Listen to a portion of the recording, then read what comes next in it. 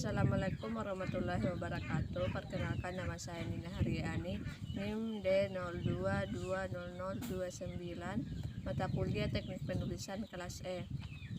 Pada video kali ini saya akan mempresentasikan mengenai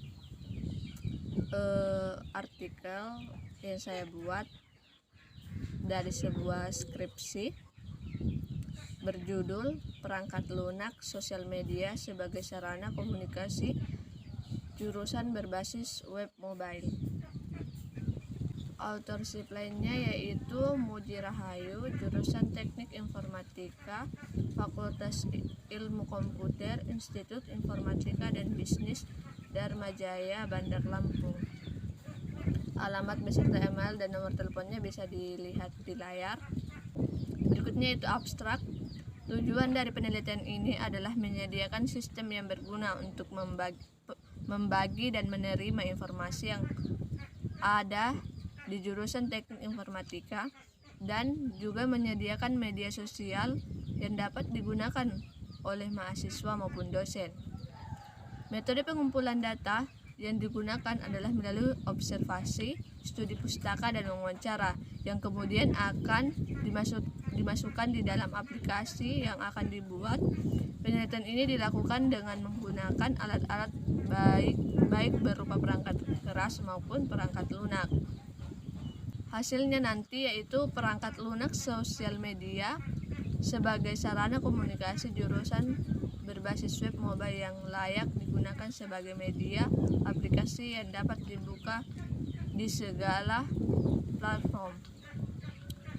Selanjutnya kata kuncinya itu informasi, media sosial, mahasiswa, dan dosen. Selanjutnya yaitu bab 1 pendahuluan.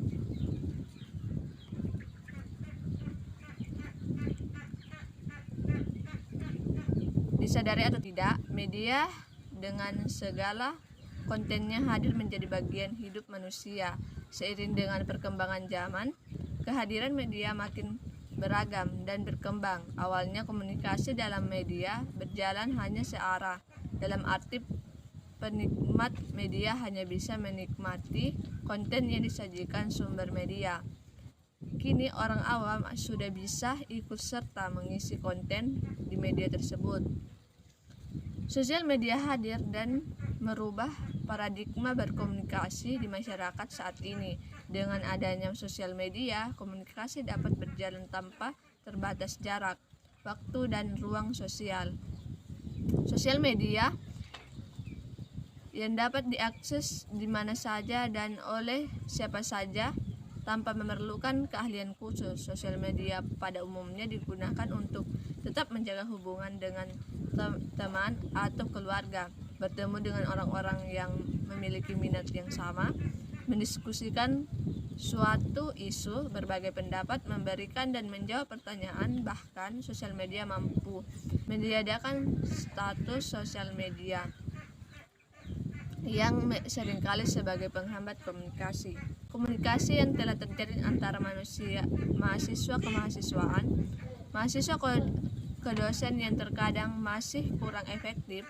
Hal itu karena mahasiswa pasif sulit untuk melakukan komunikasi secara langsung terhadap sesama mahasiswa dan juga terhadap dosen pembimbing, baik pembimbing akademik maupun pembimbing skripsi. Kurangnya komunikasi tersebut seringkali menyebabkan mahasiswa kekurangan informasi.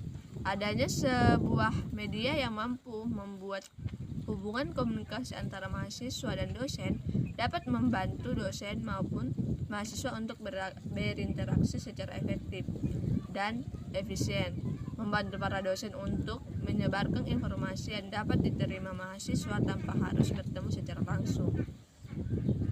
Bab kedua yaitu tinjauan pustaka.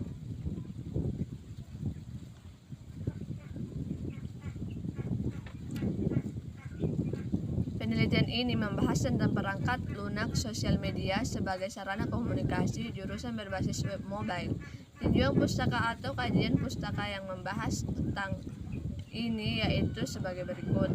Penelitian pertama yaitu penelitian yang dilakukan oleh Rangga Aditya, jurusan Ilmu Komunikasi, Fakultas Ilmu Sosial dan Ilmu Politik, Universitas Riau dengan judul Pengaruh Media Sosial Instagram Terhadap Minat Fotografi pada Komunitas Fotografi Pekanbaru tahun 2015. Berdasarkan hasil penelitian tersebut, ditemukan adanya pengaruh variabel media sosial Instagram terhadap variabel minat fotografi dengan kontribusi kategori kuat sebesar 63,6%. Persentase tersebut disajikan memiliki pengaruh yang kuat antara media sosial Instagram dengan tumbuhnya minat fotografi di komunitas fotografi Pekanbaru. Ada juga Sutanto tahun 2003 mendefinisikan rekayasa perangkat lunak merupakan disiplin ilmu di mana para rekayasa perangkat lunak menggunakan metode dan teori dari ilmu dan menerapkan secara efektif untuk menyelesaikan berbagai masalah yang sulit. Masalah-masalah ini sulit dalam mengimplikasikan berbagai macam proyek pengemban perangkat lunak di berbagai kantor, perusahaan, instansi, dan organisasi yang sangat membutuhkan sistem perangkat lunak modern.